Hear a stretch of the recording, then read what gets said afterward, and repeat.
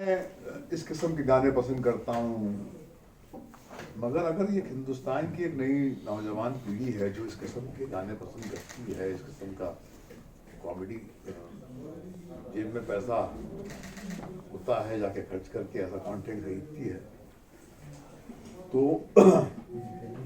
ये तो हमेशा रहा है, हर दौर में ये रहा है कि साहब आजकल का जो सिनेमा का स्तर जो है बहुत बिगड़ गया है। मगर वो शायद चेंजिंग मॉरल रेफरेंसेस है, कम्युनिकेशन रेवोल्यूशन है, कंटेंट कंज्यूम करने का, बनाने का। और देखिए हमारे जो मेन स्ट्रीम प्रोडक्शन हाउसेस हैं, वो जो कंटेंट बनाते हैं वो तो एक फिल्टर के थ्रू जाता है ना, सिनेमा के अपना सेंसर बोर्ड के। ये जो कंज्यूम डिजिटल स्पेस में जो लोग देख रहे हैं, उसका स्तर, उसके कंटेंट का जो एक एडिटोरियल है वो कहाँ है, हमारा क्या है, कुछ नहीं है। ये सब शोर बजा रहा है कि सब बजा स्तर जो है ग्लोबली। नेटफ्लिक्स के आप देखिए content is quite shocking compared to sir Saaransh से मर्डर तक का सफर रहा। मर्डर तो जिस हो गए और एक खुलेपन को आपने जो अहमियत दी, आपका मतलब माना जाता है कि महेश भट्ट साहब एकदम अलग तरह से खुलेपन को बहुत वैरायटी देते हैं, लेकिन क्या एक डायरेक्टर को, एक एक्टर को क्या भारतीय संस्कृति से की थोड़ी सी उसका भी ख्याल? ये प्रश्न भी पुराना हो गया आपका, नया प्रश्न लाइए। फिर भी मर्डर जो है वो 2010 तक खत्म हो गई थी। आशिकी का जिक्र कीजिए, जलेबी का जिक्र कीजिए, उसमें भी बदलाव का मायने माना जाता है। महेश भट्ट जो है, देखिए मुझे किसी किस्म की अपॉलॉजी का एहसास नहीं होता जब मैंने मर्डर बनाई, छाती ठोक के हमने बनाई, करेक्ट। ये जब कंटेंट का क्या डिमांड चेंज होगा, जब डिजिटल हिंदुस्तान हो गया था, जब डिजिटल एज आई थी, तो आपके सिनेमा हॉल में जो कंटेंट हम परोस रहे थे वो दर्शक के टेस्ट से बिल्कुल उसका तालमेल नहीं था। ऐसे थोड़ी हिट हुई है फिल्में, वो लोगों ने जाके बॉक्स ऑफिस पे वो पिक्चर कामयाब इसलिए कराई क्योंकि उनके मिजाज से उसका तालमेल था। अभी फिर आप सारांश जैसी फिल्में आप देखेंगे नहीं और बोलेंगे कि मर्डर जैसी फिल्म बनाइए मत, ये तो जाती है। हमने तो कभी बोला नहीं कि हम समाज सेवा के लिए आए, हम तो भैया एंटरटेनमेंट के, जैसे आपका न्यूज का बिजनेस है, it's the business of news, right. क्या आप अपने एडिटोरियल को उस दिशा में ले जा सकते हैं जो आपके दुकानदारी के लिए नहीं पॉसिबल है, आपकी भी दायरे हैं, तो हमारी भी, हम एंटरटेनमेंट के बिजनेस से कनेक्टेड हैं। और हमने ऐसी कौन सी शॉकिंग बात कर दी, ना कोई फ्रंटल न्यूडिटी थी, एक आध लिप लॉक किस ही था, और क्या था। ये पुराने एक ये मीडिया के बनाए हुए सेंसेशनल एक आरोप है जिससे अखबार बिके हैं, टीआरपी के लिए टेलीविजन के कंज्यूम अपना के एपिसोड चले हैं, मगर ऐसी कोई शॉकिंग बात थी नहीं। सर आपने टेलीविजन की बात करी, स्वाभिमान, उड़ान, ये सब जो सीरियल थे, ऐसा उड़ान तो भी बहुत बड़ा हिट है जी।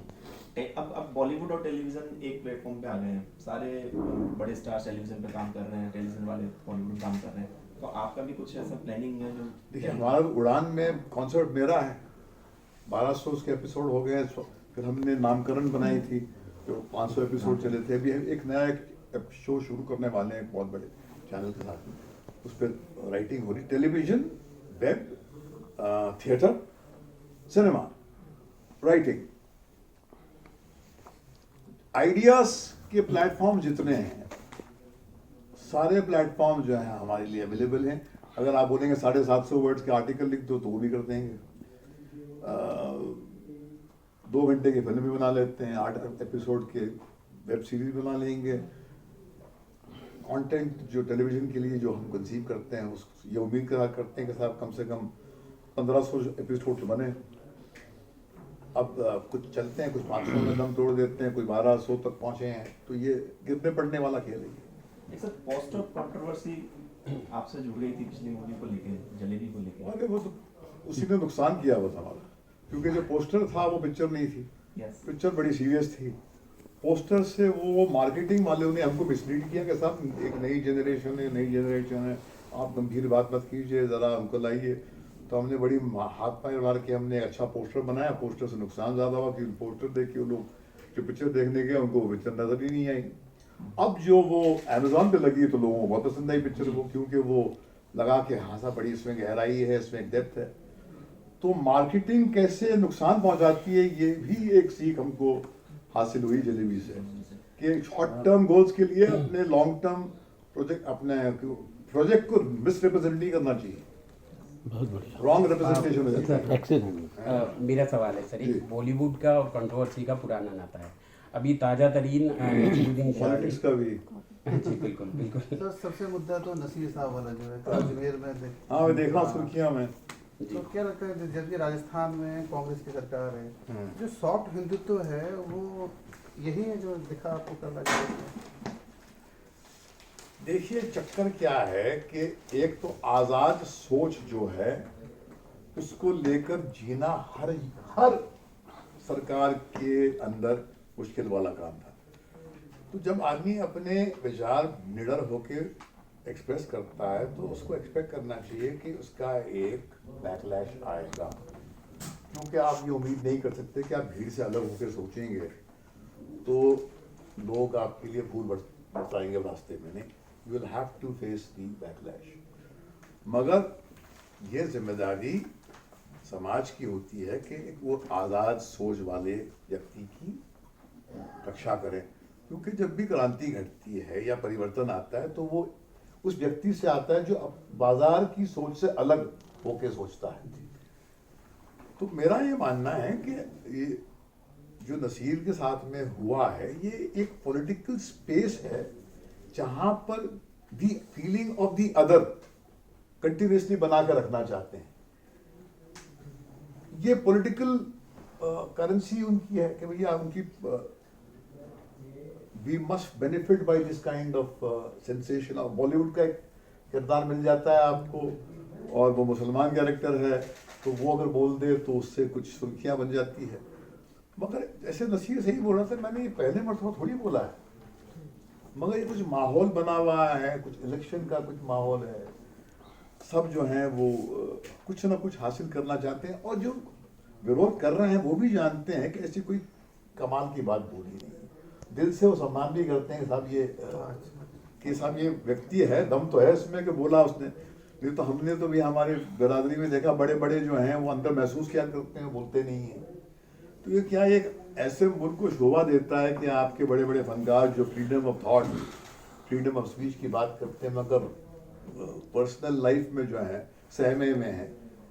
ये एक्चुअली लोग क्या बोलते हैं, यार छोड़ो ना यार, बोल के क्या होता है, एक हेडलाइन ही बन जाएगी, उनका काम हो जाएगा, पॉलिटिकल पार्टी का काम हो जाएगा, हमारे सर पे खाम ये आफत मंडराती रहेगी। आपको हेडलाइन चाहिए होती है, उनको पॉलिटिकल माइलेज हासिल करनी होती है और आपके सर पे जो है वो फिर वो आफत आ जाती है। तो एक ऐसी फिलॉसफी है जिसकी वजह से लोगों ने बोलना ही छोड़ दिया कि ना उससे कुछ चेंज होता है वातावरण। इनफैक्ट जिसको वो मिटाने निकलते हैं उसमें और आग भड़कती है। तो सवाल फिर ये रहता है कि क्या मेरे बोलने से माहौल शांत होगा क्या और बिगड़ेगा। तो मेरे ऐसी क्या बात मैं बोल दूंगा जिससे ये बात जो विवाद जो है एंड हो। एंड जो आता है वो आप देखिए टेलीविजन चैनल्स पे लोग आपको बुलाते नहीं अगर आप कुछ ऐसी बात करें जो दोनों तरफ के पॉइंट्स को देखें। वो बोलते हैं एक पॉइंट ऑफ व्यू करो, क्योंकि हमको सूट ही नहीं करता, ब्लैक एंड व्हाइट में पूरा डिस्कशन है। अगर आपने कोई बात कही जिसको मैं एग्री नहीं करता हूँ, मगर बात करते करते अगर मुझे लगा कि आपकी बात पे कोई बात है और मैं एग्री करने लगा तो बोलते नहीं ये नहीं चलेगा, आपको तो नहीं एग्री करना चाहिए। क्योंकि अगर विलन जो है पिक्चर के आधे में ही कन्वर्ट हो जाए हीरो के पॉइंट हो तो पिक्चर ही फ्लॉप हो जाएगी। तो ये गाली देते रहो। रंगमंच की बात कर रहे थे तो इससे मंच पे बात करते हैं हम। अजमेर में जो लिटरेचर फेस्टिवल चल रहा है वहाँ पे उनके पोस्टर फाड़े जाना नसीरुद्दीन के और तमाम विरोध प्रदर्शन करना, उन्हें लौटना पड़ा वहाँ से बिना कोई सेशन अटेंड किए। तो उस पे मतलब यहाँ की सरकार को क्या कोई स्टैंड लेना चाहिए था अभी सॉफ्ट हिंदुज्म की बात कर रहे हैं, अगर गहलोत सरकार, कांग्रेस सरकार है यहाँ पे, तो बीजेपी और कांग्रेस इन सरकारों में आप क्या फील करते मुल्क हैं? सरकारें थोड़ी चलाती है, मुल्क आवाम चलाती है। ये बात अब सरकारों से बाहर निकालिए साहब, ये अपने पर्सनल पॉलिटिकल पावर बेस को बढ़ाने में ही इंटरेस्टेड हैं। मुल्क चलता है अब आवाम से। तो ये डिस्कशन कभी इसके तरफ, कभी उसके तरफ, कभी इसके तरफ की, ये जो पिंग पोंग है ना, इससे बात को निकालना चाहिए हमें। मेरा ये मानना है कि नसीर ने जो कहा है उसको लेकर एक आम हिंदुस्तानी बिल्कुल उसको कोई प्रॉब्लम नहीं है, उसने अपनी बात कही। अगर एक बाप बोलता है, फनकार जो इस लेवल का बोलता है, इंटरनेशनल लेवल का फनकार है, बोलता है मैं अपने बच्चों को लेकर चिंतित हूं, क्या उसका गला फोड़ देंगे यार? नहीं। और ये जो विरोध कर रहे हैं वो भी जानते हैं कि उसने वैसी कोई बात नहीं कही, वो बिल्कुल अदब से बात करने वाला व्यक्ति है वो। उस ऐसे कौन सी उसने बेतुकी बात कर दी? उसने एक बात कही और आप उसको अपोज कीजिए, बिल्कुल अपोज कीजिए। किसने कहा अपोज मत कीजिए? मगर ये हम भी जब अपने तरफ से मुंह खोलते हैं और फिर हमारे उस स्टेटमेंट से जो विरोध होता है, तो हमको भी तैयार हो जाना चाहिए कि उसको लोग इस्तेमाल करेंगे कि उनका काम वो है। ये सर आमिर खान सर नसीब भी सोचते हैं, आप भी सोचते हैं कि ऐसा है कि आपके बच्चे सुरक्षित नहीं हैं? मेरे बच्चे तो बिल्कुल सुरक्षित है, मैं सुरक्षित नहीं। मेरे पास जेड सिक्योरिटी, अपना सिक्योरिटी है। मैं ये सरकार का कहना है कि आप, मैंने कहा कि मेरी जान में ऐसी कोई बात नहीं है कि कोई बेचारा 5,000 कमाने वाला आदमी अपनी बीच में आके गोली मेरे लिए खा के मेरे को बचाए। मैं बोला जी साहब देखिए, हमारी जिम्मेदारी है आपको सुरक्षा देने की, तो हमारे सामने पुलिस वाला घूमता रहता है। मेरे बच्चे बिल्कुल सुरक्षित हैं, ये मेरा मुल्क है और मैंने कभी अपने आप को असुरक्षित पाया ही नहीं इस मुल्क में। आप झगड़ेंगे, विरोध करेंगे मेरे खिलाफ तो क्या हो जाएगा? ठीक है आपका। मगर अगर पुलिस बोलती है कि साहब आपकी जान को खतरा है, आपके दरवाजे पे लोग आगे गोली चला के चले जाएंगे, तो उसको मैं क्या समझूं? अगर कोई आपके दरवाजे पे आए और आप पे गोली चलाए तो इसका मतलब क्या है? कि आप सुरक्षित हैं कि आप सुरक्षित हैं? और आपकी पॉलिटिकल आइडियोलॉजी का इजहार करने पे हो रहा है ना। तो ये तो सरकार ने पुलिस दी मेरे को, मैंने थोड़ी मांगी पुलिस किसी से। और अगर मैं बोलता हूं कुछ और उसके लिए I have to lose my life, so I should be ready. हालांकि मेरा कोई पॉलिटिकल एम्बिशन नहीं, ना मैं सेंटहुड चाहता हूं, ना मैं संत बनना चाहता हूं, ना मुझे कोई पॉलिटिकल पार्टी में से कुछ लेना देना है। ये मेरा अपना एक नजरिया जिंदगी जीने का, उसका मैं इजहार करता हूं। और अगर उसके लिए आप मुझे दंड देना चाहते हैं, ये आपकी मर्जी।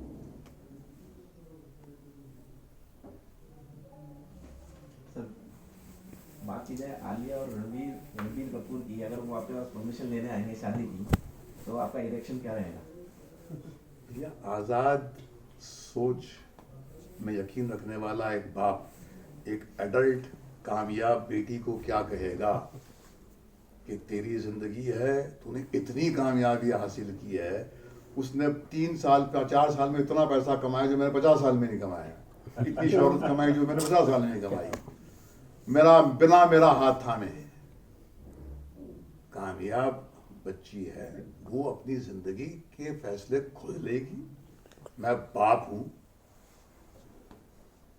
कोई गेस्टापो हूं कि मैं बोलूंगा कि ये सोच तुम अपना, जिसमें उसकी मर्जी सही होगी खुश रहेगी, गलत होगी मैं हूं पीछे खड़ा। क्या बात।